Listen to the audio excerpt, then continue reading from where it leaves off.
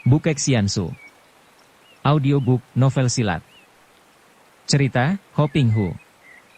Bab 49. Anak panahnya meluncur bertubi-tubi seperti hujan derasnya, susul menyusul ke arah tubuh Swat Hong dan darah ini pun memperlihatkan kepandaiannya. Sambil mengelak berloncatan ke sana-sini, tangannya menyambar dan 2 batang anak panah ditangkapnya dengan kedua tangannya, lalu dia menggunakan 2 batang anak panah itu untuk menangkis semua anak panah yang datang menyambar. Kemudian dengan cepat dan tak terduga-duga dia menyambitkan sebatang anak panah yang meluncur cepat ke arah Ahmed. Au! Ahmed berteriak kaget dan gendewanya terlepas dari tangan kirinya karena tangan kirinya itu kena sambar sebatang anak panah. Gendewanya terlepas akan tetapi tangan kirinya tidak terluka karena anak panah yang menyambar tangannya itu dilepas dengan cara dibalik sehingga bukan ujung yang runcing yang mengenai tangannya, melainkan ujung belakang yang bulu-bulunya telah dibuang. Ahmed segera lari menghampiri Swat Hong, memandang penuh kagum, kemudian dia membungkuk sampai dalam sambil berkata, "Duhai, Nona adalah setangkai bunga di tengah padang pasir. Satu di antara puluhan ribu wanita belum tentu ada yang seperti Nona. Saya merasa kagum dan hormat sekali." Wajah Swat Hong menjadi merah. Bukan main hebatnya pujian yang keluar dari mulut pria ini, pujian yang aneh dan istimewa. Akan tetapi sebelum dia menjawab terdengar kaki kuda berderap dan muncullah seorang panglima sebangsa Ahmed naik kuda.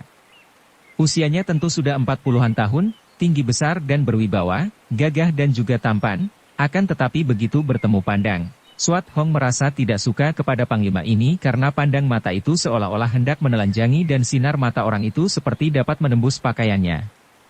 Ahmed cepat berdiri dengan tegak memberi hormat kepada atasannya. Panglima itu lalu bertanya kepada Ahmed dalam bahasa mereka sendiri yang tidak dimengerti oleh Swat Hong, dijawab pula oleh Ahmed. Panglima itu mengangguk-angguk, bicara lagi lalu memutar kudanya pergi dari tempat itu setelah melempar kerling penuh gairah dan kagum ke arah Swat Hong. "Nona, komandanku tadi bertanya tentang Nona dan menyuruh Nona langsung saja menghadap Bo Chiang Kun untuk melapor. Tentu saja bantuan tenaga seorang yang berkepandaian tinggi seperti Nona amat dihargai dan dibutuhkan. Mari Nona, saya antar." "Kau baik sekali, terima kasih," jawab Swat Hong yang merasa memperoleh seorang sahabat dalam diri perwira yang simpatik ini. "Nama saya Ahmed, Nona."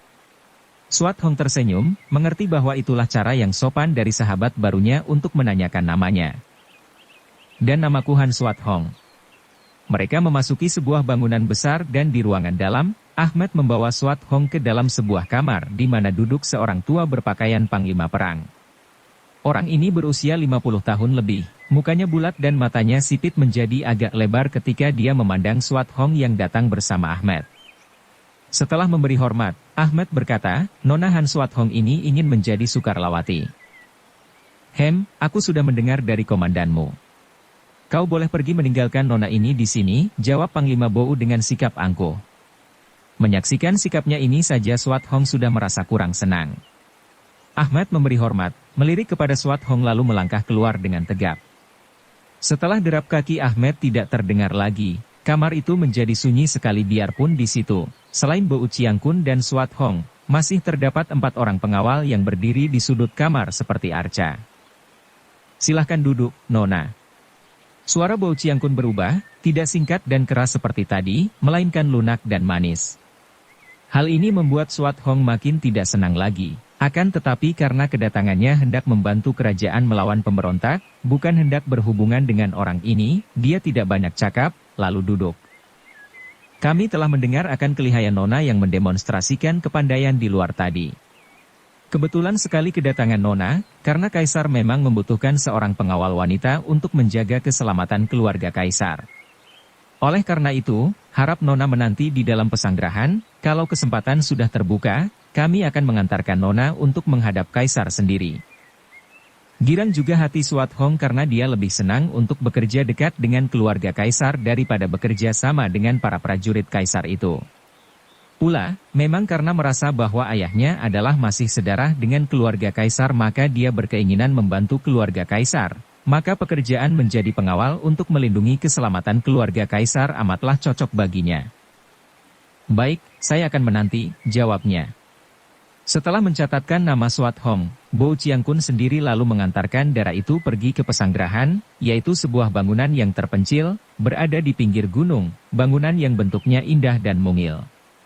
Ketika menuju ke bangunan ini, Swat Hong melihat beberapa orang penjaga yang jumlahnya hanya belasan orang akan tetapi senjata mereka aneh, yaitu sebatang pedang yang bengkak-bengkok seperti ular dan memegang perisai yang bentuknya seperti batok kura-kura. Mereka ini adalah pasukan istimewa, pasukan pengawalku, kata Bo Chiang-kun menjelaskan dengan nada suara bangga ketika Swat Hong memandang mereka itu yang berdiri tegak dan memberi hormat kepada Bo Chiang-kun dengan gagah. Setelah mereka memasuki pesanggerahan, Bo Chiang-kun melanjutkan, mereka terdiri dari orang-orang pilihan, bermacam suku bangsa di barat dan utara. Akan tetapi Swat Hong sudah tidak memperhatikan lagi cerita tentang pasukan pengawal tadi, karena dia sedang memperhatikan keadaan pesanggerahan yang cukup mewah itu. Rumah ini kosong, tanyanya. Memang dikosongkan dan disediakan untuk tamu agung. Karena sekarang tidak ada tamu, maka Nona boleh beristirahat di sini barang sehari 2 hari untuk menanti kesempatan Kaisar dapat menerima Nona menghadap. Saya akan mengirim 2 orang pelayan wanita untuk melayani segala keperluan Nona, dan sekarang juga saya akan berusaha melaporkan kedatangan Nona kepada Kaisar. Swat Hong hanya mengangguk dan pembesar itu pergi meninggalkannya. Ketika Swat Hong sedang memeriksa keadaan pesanggerahan itu yang ternyata mewah dan lengkap dengan kamar tidur yang indah, masuklah 2 orang pelayan wanita membawa perlengkapan dan bahan masakan. Kami menerima perintah untuk melayani Nona di sini, kata mereka dan segera mereka sibuk di dapur. Swat Hong merasa tidak enak hatinya. Dia melamar untuk menjadi pejuang membantu Kaisar. Akan tetapi dia diterima seperti seorang tamu agung, ditempatkan di rumah mungil dan dilayani dengan istimewa seperti dimanja. Apakah karena dia wanita? Ataukah karena dia memperlihatkan kepandaiannya tadi dan dipilih menjadi pengawal keluarga Kaisar? Dia ingin melihat-lihat keadaan di luar. Akan tetapi baru saja dia meninggalkan pondok itu sejauh belasan langkah, tiba-tiba muncullah 3 orang mengawal istimewa yang bersenjata pedang berbentuk ular dan perisai kura-kura tadi. Harap Nona jangan meninggalkan pondok. Kami diperintah untuk menjaga pesanggerahan dan kalau Nona memaksa pergi kami harus mengawal Nona. Swat Hong mengerutkan alisnya. Akan tetapi karena maksud itu baik, biarpun dianggapnya tidak ada gunanya, aneh dan menyebalkan, dia tidak menjawab melainkan kembali memasuki pondok, terus ke kamar dan merebahkan diri di atas pembaringan. Dia merasa seperti seorang asing di situ. Tiba-tiba dia tersenyum teringat kepada Ahmed. Untung ada orang yang simpatik itu. Setidaknya, dia yakin bahwa dia mempunyai seorang sahabat yang boleh dipercaya. Akan tetapi baru saja dia beristirahat di atas tempat tidur yang lunak itu, terdengar suara hiruk-pikuk di luar. Swat Hong yang memang selalu merasa tidak enak itu meloncat dan berlari keluar. Kagetlah dia ketika melihat bahwa yang datang adalah Bo Chiang-kun dan Panglima Arab tinggi besar yang menjadi atasan Ahmed tadi, diiringkan oleh 7 orang pelayan pria yang membawa baki tertutup. Begitu berhadapan, Bo Chiang-kun menjura dengan hormat sambil berkata, "Kiong Hai, selamat, Nona Han. Kami telah menghadap Kaisar dan karena beliau masih sibuk, mulai besok lusa Nona boleh menghadap sendiri. Sementara itu, beliau mengirim kami berdua untuk menemani Nona menerima hidangan yang dikirim dari dapur keluarga Kaisar." Hati Swat Hong tidak senang dan curiga, akan tetapi karena nama Kaisar disebut-sebut, dia tidak berani menolak. Dia tahu bahwa penolakan hadiah dari Kaisar dapat diartikan penghinaan dan pemberontakan. Banyak dia mengerti tentang peraturan kerajaan, karena selain dia sendiri adalah putri raja di Pulau Es juga dia banyak membaca kitab-kitab ayahnya tentang penghidupan keluarga raja di daratan besar. Terpaksa dia membalas dengan menjura penuh hormat, kemudian bersama 2 orang panglima itu dia memasuki pondok dan duduk menghadapi meja besar bersama mereka berdua. Setelah hidangan yang lengkap dan masih panas diatur di atas meja dan para pelayan mundur berdiri di sudut, 2 orang pelayan wanita muncul melayani mereka makan minum. Bo Chiang-kun memperkenalkan panglima itu sebagai panglima yang menjadi komandan dari pasukan Arab yang membantu. Kami mengandalkan bantuan sahabat-sahabat dari barat ini untuk merampas kembali kota raja. Antara lain Bo Chiang-kun berkata, akan tetapi urusan itu hanya didengarkan sepintas selalu saja oleh Swat Hong yang menghendaki agar pertemuan ini cepat selesai. Dengan tangannya sendiri Bo Chiang-kun lalu mengisi cawan-cawan kosong di depan Swat Hong, Panglima Arab, dan dia sendiri, lalu mengangkat cawan arak sambil berkata, mari kita mulai makan minum bersama dengan mengucapkan terima kasih kepada Sri Baginda dengan mengangkat cawan penghormatan untuk kejayaan Sri Baginda Kaisar. Swat Hong mengangkat cawan dan minum bersama mereka, kemudian Bo Chiang Kun mempersilahkan Swat Hong dan Panglima Arab itu untuk mulai makan. Sambil makan, Bo Chiang Kun dengan gembira menceritakan keadaan mereka, kekuatan yang sedang mereka susun, juga menceritakan kekacauan di kota raja sebagai akibat perebutan kekuasaan di antara para pemberontak sendiri. Betapa An Lushan dan putranya tewas dan sekarang si Su Beng yang berkuasa juga menghadapi bersaingan dari bekas kawan-kawannya sendiri. Hahaha, seperti sekumpulan anjing memperebutkan tulang. Dia menutup ceritanya sambil tertawa-tawa. Panglima Arab itu yang diperkenalkan tadi bernama Husin bin Siddiq, mengeluarkan sebuah guci yang bentuknya seperti tanduk kerbau, membuka tutupnya dan mencium bau harum yang aneh. Sambil tertawa dia mengacungkan guci tanduk kerbau itu sambil berkata, Nona adalah seorang pendekar yang berilmu tinggi dan dipilih untuk menjadi pengawal Sri Baginda. Karena itu sudah sepatutnya menerima penghormatan kami dengan anggur padang pasir ini. Marilah kita minum 3 cawan untuk pertama, demi keselamatan Sri Baginda sekeluarga. Dia mengisi cawan arak di depan Swat Hong dengan minum dari guci tanduk kerbau itu, tidak banyak, hanya setengah cawan kurang. Karena dia diajak minum demi keselamatan keluarga Kaisar, tentu saja Swat Hong tidak menolak, apalagi karena dia melihat betapa Bo Chiang Kun dan Panglima Husin sendiri juga minum. Diminumnya cawannya dan ternyata anggur itu enak dan tidak begitu keras, manis dan harum sungguh pun agak aneh harumnya. Secawan lagi kita minum demi persahabatan kita. Kembali Swat Hong minum dari cawan araknya yang sudah diisi lagi setengahnya. Dan cawan terakhir kita minum untuk kemenangan perjuangan kita. Sekali ini cawan itu dipenuhi dan karena anggur itu sama sekali tidak mendatangkan pengaruh apa-apa, Swat Hong tidak khawatir dan minum anggur sampai habis.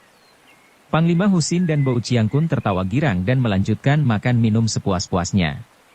Setelah kenyang, kedua orang panglima itu berpamit dan sambil tertawa Bo Chiang Kun berkata, harap Nona jangan pergi meninggalkan pesanggrahan ini karena siapa tahu tiba-tiba saja Sri Baginda Kaisar telah siap menerima kunjungan Nona. Hal itu bisa saja terjadi di siang hari atau di malam hari.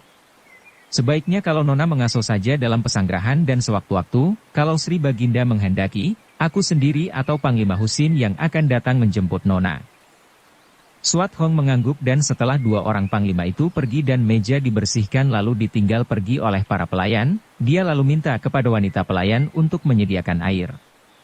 Setelah mandi dan tukar pakaian, Swat Hong kembali beristirahat di dalam kamar yang indah itu.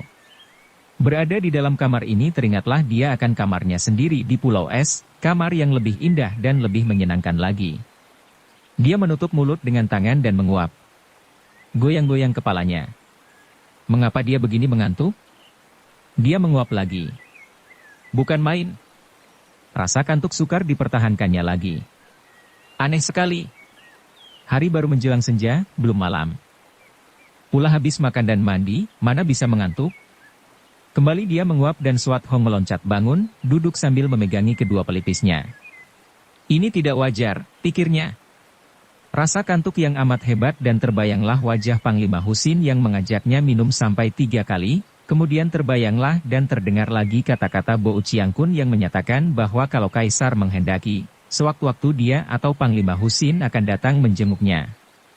Semua ini dilakukan sambil tertawa-tawa dan seakan-akan ada main mata di antara kedua orang panglima itu. Celaka, dia mengeluh, ingin dia turun membasahi muka dengan air. Akan tetapi dia tidak kuat, baru saja dia turun, dia sudah terguling ke atas lantai karena kepalanya pening dan Swat Hong sudah tidur di atas lantai dengan pulasnya. Tak lama kemudian, setelah matahari mulai condong ke barat, sesosok bayangan seorang pemuda berkelebat dan mengintai pesanggrahan itu dari balik batu-batu gunung. Pemuda ini tinggi besar, gagah dan tampan, dengan sebatang pedang di punggungnya, berpakaian sederhana dan matanya bersinar-sinar penuh kemarahan. Pemuda ini adalah Kui Lun.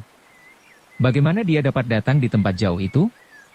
Seperti telah dituturkan di bagian depan, 2 tahun yang lalu pemuda ini berpisah dari Swat Hong dan langsung dia pulang ke Pulau Kura-Kura di Lam Hai.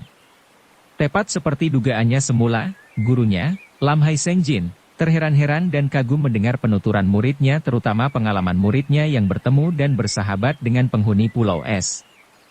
Setelah muridnya selesai menceritakan semua pengalamannya, juga tentang kematian Ou Soancu, gadis pulau neraka yang dicintainya dengan suara berduka, kakek itu berkata, "Pengalamanmu sudah cukup, muridku.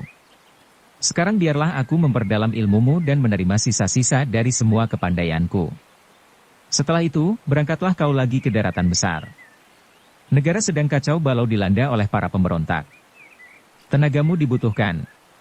Kabarnya Kaisar mengungsi ke Sichuan, maka sebaiknya kalau kau kelak menyusul ke sana untuk membantu Kaisar, jangan membiarkan dirimu terbujuk oleh kaum pemberontak." Demikianlah, Kuilun berlatih silat untuk yang terakhir dari gurunya, terutama sekali memperhebat ilmu pedang yang dimainkan bersama dengan kipas di tangan kirinya. Setahun kemudian berangkatlah dia meninggalkan Pulau Kura-Kura untuk kedua kalinya, mendarat di daratan besar dan langsung dia pergi ke barat, ke Sichuan. Kebetulan sekali dia tiba pada hari itu juga, berbareng dengan datangnya Swat Hong. Hanya bedanya, kalau Swat Hong datang dari timur, adalah Kuilun datang dari selatan, akan tetapi mereka memasuki daerah yang sama yaitu yang dikuasai oleh Bou Chiangkun. Kuilun terus melaporkan diri dan langsung diterima sebagai sukarelawan. Dia tidak tahu bahwa pada siang hari itu juga Swat Hong datang dan bertemu dengan perwira Ahmed dari pasukan Arab yang diperbantukan. Tanpa disengaja, ketika Kuilun berjalan-jalan dan bertemu dengan para prajurit Han, bertanya-tanya tentang keadaan, dia mendengar kelakar seorang di antara para prajurit itu. "Wah, enak juga menjadi panglima tentara asing. Selain jaminannya lebih hebat, juga hiburannya lebih luar biasa lagi. Bayangkan saja, darah perkasa yang menghebohkan siang tadi, kabarnya akan diserahkan sebagai hadiah kepada Panglima Husin. Ah, masa? Jelita sekali dia. Dan masih perawan hijau lagi. Akan tetapi ilmu silatnya hebat. Jangan-jangan Panglima itu akan mampus olehnya. Mudah-mudahan begitu." Tapi Panglima itu terkenal pandai, dan lihat saja perwira Ahmed itu, di mana-mana para wanita tergila-gila kepadanya. Agaknya mereka memiliki jimat untuk menundukkan hati wanita. Mendengar ini, Kuilun mengerutkan alisnya. Tak disangkanya, di tempat seperti ini dia mendengarkan peristiwa yang sepantasnya terjadi di dunia penjahat. Seorang dara dihadiahkan begitu saja. Mendengar bahwa dara itu lihai ilmu silatnya, dia tertarik. Kalau wanita itu lihai, mana bisa dia dihadiahkan begitu saja, dia ikut bicara sambil tersenyum. "Aha, kau tidak tahu, kawan. Banyak jalan yang dapat dilakukan oleh Bou Chiangkun. Dan kabarnya, tidak pernah ada wanita yang dapat melawan apabila dikehendaki oleh Panglima Husin itu. Apalagi kalau Bou Chiangkun sudah mengizinkannya, dan dalam hal ini, agaknya Bou Chiangkun selalu berusaha mengambil hati orang-orang berkulit hitam itu." Kuilun makin tak senang hatinya.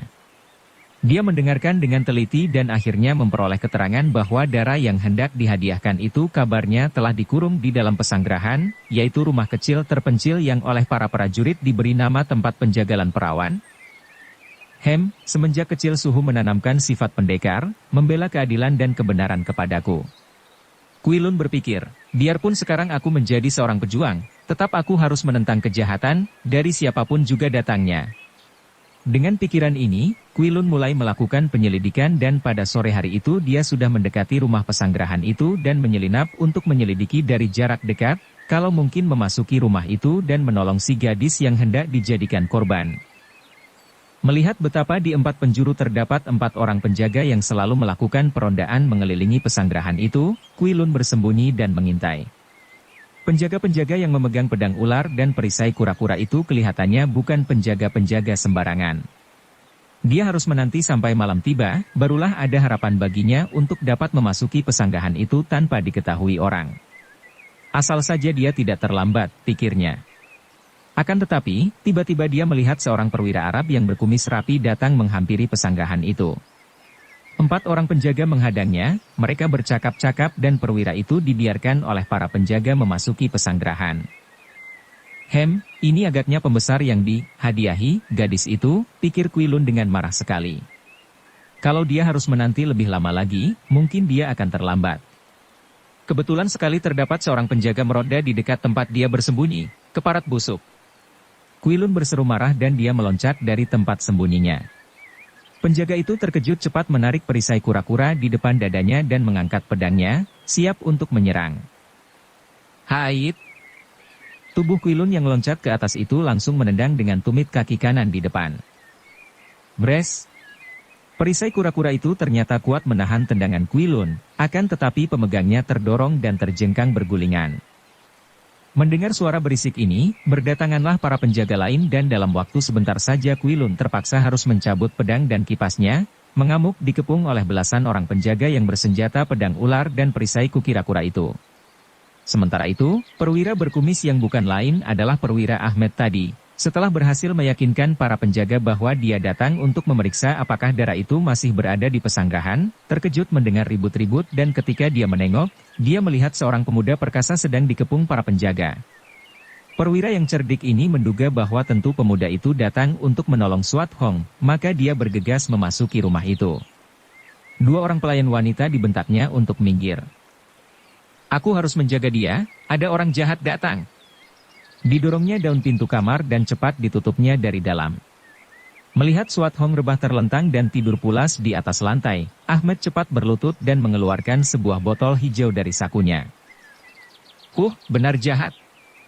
Mengorbankan siapa saja tanpa pilih bulu, gerutunya sambil membuka tutup botol hijau yang cepat dia tempelkan di depan hidung Suat Hong.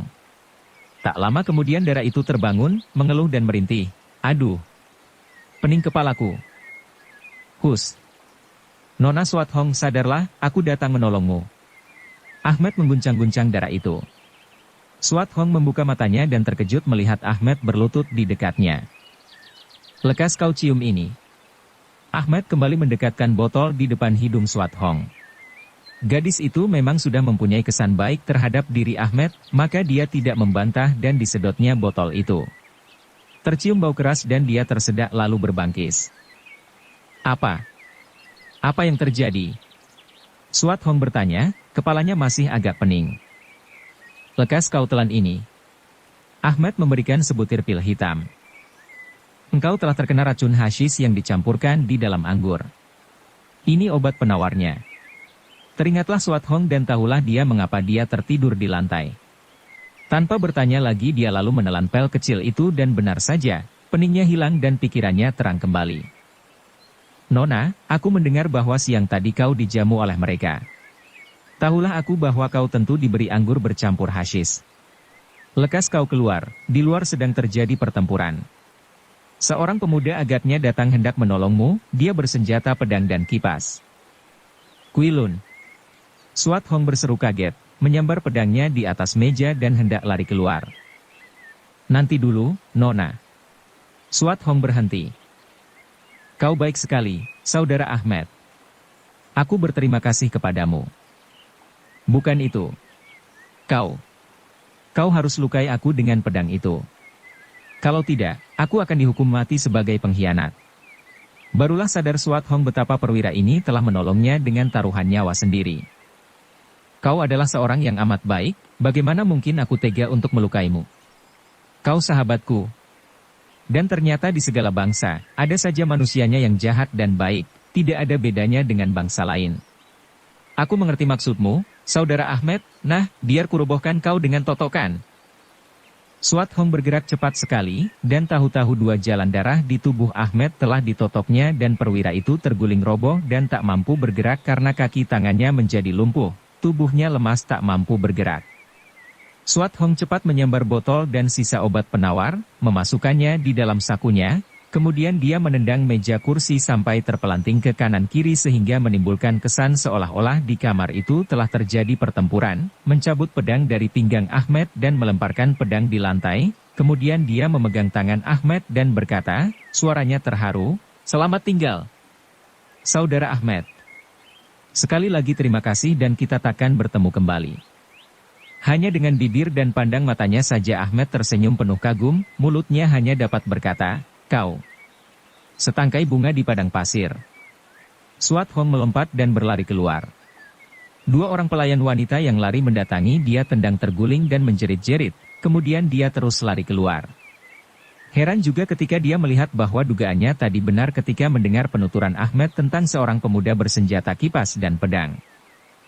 Quilun telah datang dan mengamuk di luar pesanggrahan. Gerakan pemuda itu hebat bukan main karena memang selama 1 tahun dia berlatih dengan tekun. Akan tetapi ternyata para pengeroyoknya juga merupakan pasukan yang terlatih dan memiliki keistimewaan. Bukan hanya senjata mereka yang aneh, yaitu pedang ular dan perisai kura-kura, akan tetapi juga mereka itu membentuk barisan yang kokoh kuat, saling membantu dan banyak menggunakan perisai untuk berlindung. Kemudian pedang ular itu meluncur dari depan perisai, persis gerakan seekor kura-kura menyerang dan menyembunyikan kepala di dalam batoknya. Menghadapi kepungan yang ketat ini, Quilun merasa kewalahan juga. Akan tetapi dia mengamuk dengan penuh keberanian dan akhirnya dia dapat membobolkan kepungan dengan jalan berloncatan ke sana-sini. Kemudian mendadak dia meloncat melewati kepala pengepung yang berada di belakangnya dan begitu berada di luar kepungan dia berhasil merobohkan 2 orang pengeroyok dengan pedang dan kipasnya. 14 orang sisa pasukan itu sudah mengepung lagi. Akan tetapi mendadak terdengar lengking nyaring dan robohlah 4 orang diserang oleh Swat Hong dari luar kepungan. Akan tetapi juga mereka itu membentuk barisan yang kokoh kuat, saling membantu dan banyak menggunakan perisai untuk berlindung. Kemudian pedang ular itu meluncur dari depan perisai, persis gerakan seekor kura-kura menyerang dan menyembunyikan kepala di dalam batoknya. Nonahan. Kuito aku, mari kita basmi mereka ini, seru Swat Hong. Quilun girang bukan main, tak pernah disangkanya bahwa darah yang hendak dijadikan korban itu adalah Han Swat Hong. Dia merasa kecelik juga, karena ternyata bahwa gadis yang akan ditolongnya itu berbalik malah menolongnya. Kita lari saja, Nona. Tidak perlu melawan tentara yang amat banyak.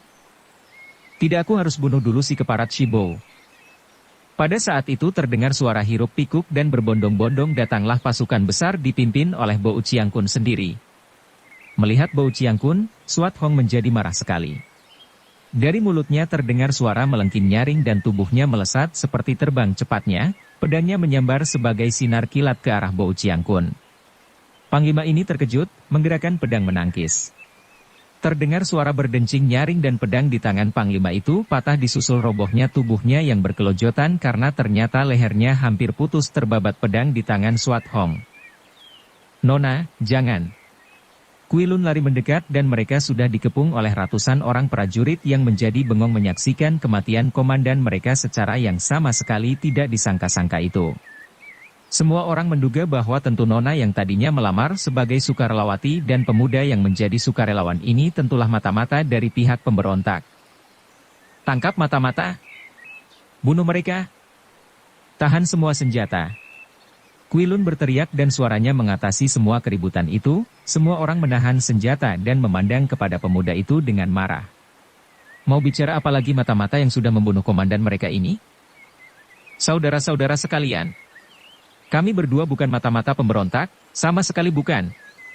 Bahkan kami adalah musuh-musuh pemberontak. Kami berdua adalah sungguh-sungguh hendak membantu gerakan Sri Baginda Kaisar untuk menghalau pemberontak dari kota raja.